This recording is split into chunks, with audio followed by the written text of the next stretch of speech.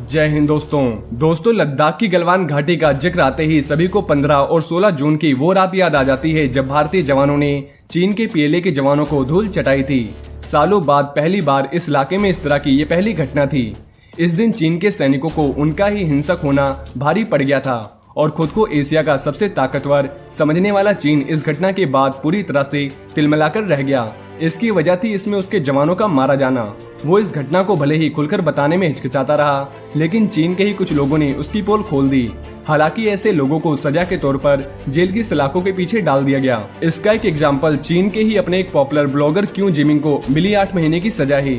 वहीं क्यू का कसूर सिर्फ यही था कि उसने उस झड़प में मारे गए चीनी जवानों की जानकारी सबके सामने ला दी थी और साथ ही जवानों पर कमेंट पास किया था। वहीं चीन के जवानों के मारे जाने की जानकारी केवल क्यू ने ही नहीं दी थी, बल्कि अमेरिकी इंटेलिजेंस ने अपनी जो रिपोर्ट सौंपी थी उसमें भी बताया था कि भारत के साथ हुई झड़प में 40 से ज्यादा पीएलए के जवान मारे गए हैं और रूस की एजेंसी ने भी इसी तरह की रिपोर्ट दी थी।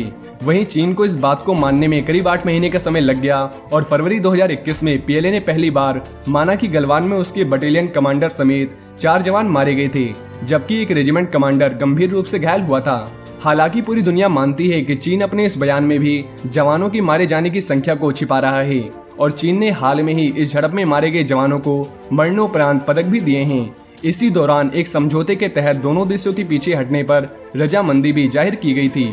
तो दोस्तों अब आइए डिटेल में जानते हैं कि ये लड़ाई आखिर शुरू कैसे हुई थी। तो दोस्तों गलवान घाटी में चीन और भारत के सैनिकों में झड़प की वजह पड़ोसी देश की एक ऑब्जर्वेशन पोस्ट थी।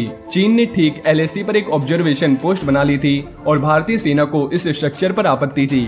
16 बिहार इन्फेंट्री रेजिमेंट के कमांडिंग अफसर कर्नल संतोष बाबू इसे लेकर कई बार चीनी कमांडर को आपत्ति दर्ज करवा चुके थे। एक बार उनके कहने पर चीन ने इस कैंप को हटा भी दिया, लेकिन 14 जून को अचानक फिर से ये कैंप खड़ा कर दिया गया। कर्नल संतोष के जवान उस कैंप को खुद उखाड़ फेंकना चाहते थे, लेकिन तभी उन्होंने खुद कैंप तक जाकर चीन के सैनिकों से बात करने का फैसला किया। शाम 4 बजे के आसपास वो अपने 40 जवानों को लेकर पैदल उस कैंप तक चले गए। इससे पहले तक वहाँ तैनात चीन और भारतीय सैनिकों की आपस में पहचान थी, लेकिन जब कर्नल संतोष वहाँ पहुँचे तो उन्हें नए चेहरे नजर आए। इंटेलिजेंस ने उन्हें इसकी रिपोर्ट पहले ही दे दी थी कि तिब्बत में चल रही किसी एक्सरसाइज से सैनिकों को लाकर गलवान में डिप्लॉय किया गया है। जैसे ही कर्नल संतोष ने सवाल किया, एक चीनी सैनिक ने आकर उन्हें धक्का दे दिया और गालियां देने लगा। ऐसा देखते ही 16 बिहार इन्फेंट्री रेजिमेंट के सैनिकों को गुस्सा आ गया और उन्होंने चीन के सैनिकों को पीटना शुरू कर दिया। मुक्केबाजी में दोनों ओर के सैनिक घायल हो गए। गुस्साए हुए भारतीय सैनिकों ने चीन के ऑब्जर्वेशन पोस्ट को तहस नहस कर दिया। इसी बीच कर्नल संतोष ने घायल सैनिकों को वापस पोस्ट पर भेज दिया और वहां से और सैनिकों को बुलाया। फिर दोस्तों धीरे धीरे अंधेरा होने लगा था और वहां भारतीय और चीनी सैनिकों का जमवाड़ा बढ़ता जा रहा था। तभी अचानक एक बड़ा पत्थर कर्नल संतोष के सिर पर आकर गिरा।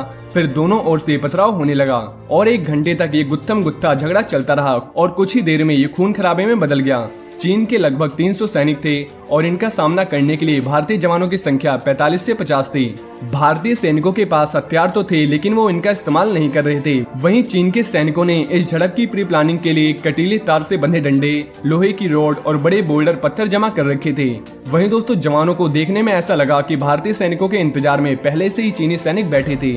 चीन के सैनिक जब इन सामान का इस्तेमाल भारतीय जवानों पर हमला करने के लिए कर रहे थे, तब तक हर इन्फेंट्री बटालियन में तैनात भारतीय सेना की घातक प्लाटून वहां पहुंच गई। उन सैनिकों ने चीन के सोल्जर्स पर जमकर हमला किया, जिसमें चीन के सैनिकों की गर्दन और रीढ़ की हड्डी तक टूट गई।